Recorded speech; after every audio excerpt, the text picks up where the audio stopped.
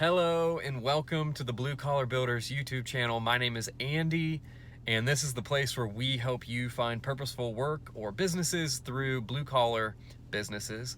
And today I wanted to share my story. I haven't shared it in a little while, so there are a few updates I wanted to give you guys. Yeah, if you're new to the channel, just wanted to kind of give you the backstory so that you know where I'm coming from. You know, maybe you have some common stories that we share together. So with that, I'll jump right in and give you guys my story and then some of the updates. So I grew up believing that in order to be successful, in order to make a lot of money, in order to be happy, that I needed to get a good education and go and get a college degree. So I grew up in a blue collar family where that wasn't necessarily something that they had valued, but growing up in that environment, you know, I think as a parent, you always want better for your kids, and that was what they thought was better for me, so that's what they told me to do, and that's what I went and did. I went and got a good education. I got a 4-year business degree. Right out of college, I thought that the next step was to go get a job wearing a suit, sitting behind a desk, because that was the opposite of what my parents had done. So I did that. I got that job, was sitting behind the desk, thought it was gonna make me happy, was making decent money, and about a year, year and a half, 2 years, somewhere in that period, I started realizing that this was not the right move for me. I found myself depressed. I found myself having conversations with people, and it was very transactional. I like to pride myself on being a fairly authentic person and sharing what I'm feeling, sharing what I'm thinking, and just kind of being an open box. And to me, I wasn't able to do that. And so it left me feeling empty. A lot of the conversations felt honestly like BS. And I really came to this crossroads in that job where I started asking the what if question.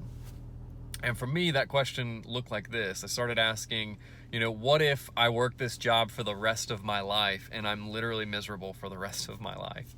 Or that question also started to shape itself in, what if I actually take the leap and go try something different and it turns out to be something really amazing? Well, that was the question. What if I go and do something else and I actually enjoy it? And for me, that question was stronger than the what if I do this the rest of my life and die, which is also, the answer to that would have been so sad. What that question led me to was, I need to go do this. I need to figure out what this next thing is. Even if I don't get it right on this next step, for me, trying something different and failing is good. That's a good answer, because I at least know that I'm one step further down the way and I've eliminated at least one more thing.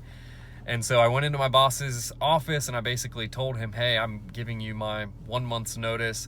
I don't know what I'm gonna do. I don't really have a great plan, but I know that this isn't the right thing for me, and I'm ready to take the next step.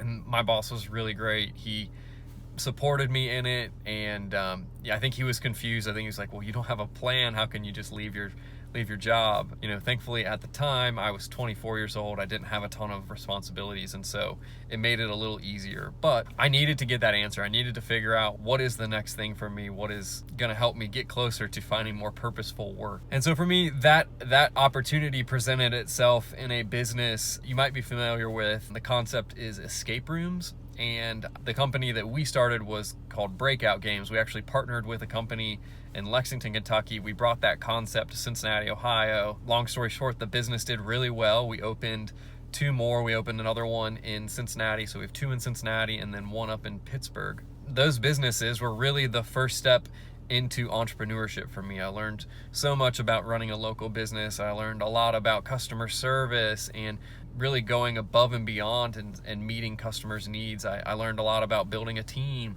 learned a lot about leading and honestly not leading well. I learned so much in that experience. But the thing that I think was most valuable was that I learned that I like being able to set my own parameters. I like being able to work on the things that I want to work on. Even though there was a lot of work, I liked the flexibility and the reality that I didn't have somebody telling me what I needed to do, where I needed to be.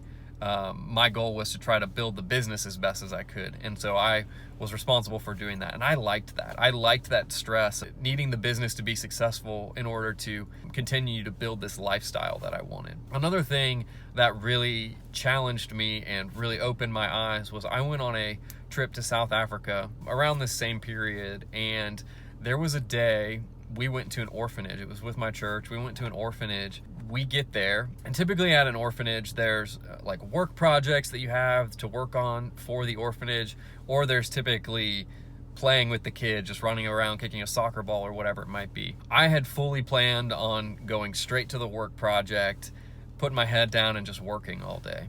Well, we get there, and apparently the orphanage didn't know that we were coming that day, so they didn't have a work project planned for us. And the leader of our trip basically gets in front of our group and he said, "Hey guys, they were not expecting us today, and so our jobs are to be moms and dads to these young kids."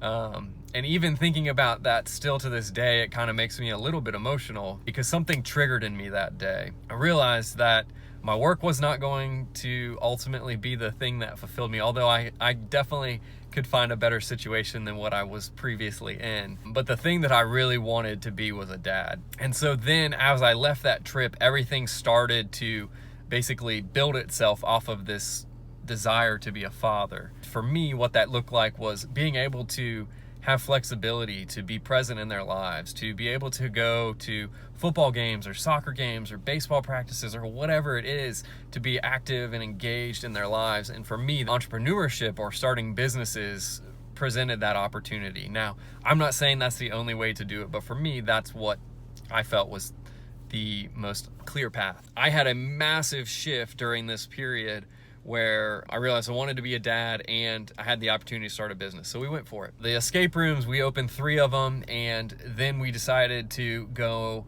and open another concept. It was called Dart Rush. It was basically an indoor Nerf arena experience. So think about laser tag, but with Nerf guns. And we opened this business in Cincinnati, and it was a very similar experience. In the first 3 months of opening the business, it took off, shot out like a cannon. We basically paid off all our startup costs in literally 2 months. And we thought, oh my gosh, we're gonna open 50 of these across the country. This is gonna be a franchise and all that good stuff. So we took our profits from the first one, we opened a second one in Louisville, Kentucky. And for whatever reason, the location in Louisville never really launched like the one in Cincinnati did. We never found profitability there, and we eventually shut the business down after 10 months. And then 3 months after that, we got a notice from our landlord in Cincinnati that they were doing massive renovations to the space. It was in a kind of like a mall setting, and they were doing massive renovations, and they were basically demoing our whole space.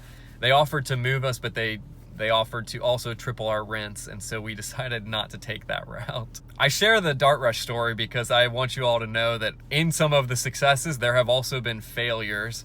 But in those failures, man, there have been some good learnings, and there have been some really great experiences that I wouldn't trade and that I really treasure. So Dart Rush failed. We put Dart Rush out of business. Back in 2018, my father decided to start his own excavating business.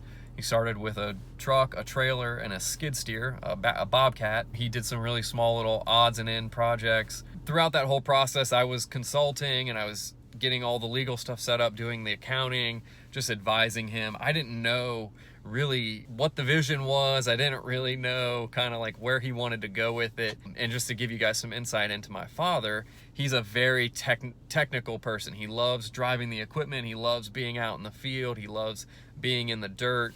He's not really super excited about the business side of stuff or the finances or the marketing or anything like that, but he loves doing the work. I didn't really know what his plan was for the business outside of just, going from one project to the other. And he came to me one day and he basically said, "Hey, I would really like to turn this into something that we could have together down the road."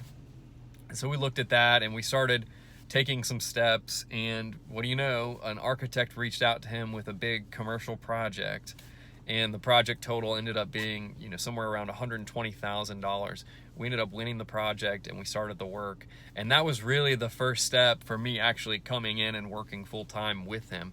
We did that project, that rolled into some smaller projects, and then we land another commercial project, which was it ended up being $150,000, and then another one for $80,000, and another one for $120,000, and then another one for somewhere in that $100,000 range. It's become our business has really grown, one, because of my dad's relationships, and two, because him and I complement each other well. I've been managing the business side of things and doing all of the accounting and all the invoicing and all the accounts payable and all the receivables, and really putting together operations and hiring and doing all of the people management, the stuff that he doesn't love to do. I've really found a lot of enjoyment in that, and so that's been a really good compliment, him and I. With that, throughout the process, we've also become 50-50 partners in the business, and so it's just been this really fun experience with my dad, where we own the business together, we operate the business together. I get to share a ton of conversations with him, and we work through challenges and successes, and we've had some failures as well, and we've had to work through those. And I think the fun thing about it for me is that this vision of becoming a father has really come full circle for me. And now I get to work with my dad. I get to see my dad in that role as an adult father. Meanwhile, we get to build a business together that is supporting a lifestyle that allows me to be a present father and be active in my kids' lives, and even more important, be an engaged husband and be active in our family. I think that has been really exciting. Just to give you guys some updates, in the first year, we did about $150,000 of sales. Last year, we did almost $500,000 of sales, and we're shooting for $800,000 this year. We're really excited about the growth of the excavating business. We still have the escape rooms. They've been just crushed by the COVID pandemic, but we're hoping that those will make a rebound as the vaccine rolls out and as people start to feel safe again. Wanted to share those updates with you, give you a little bit more of the story.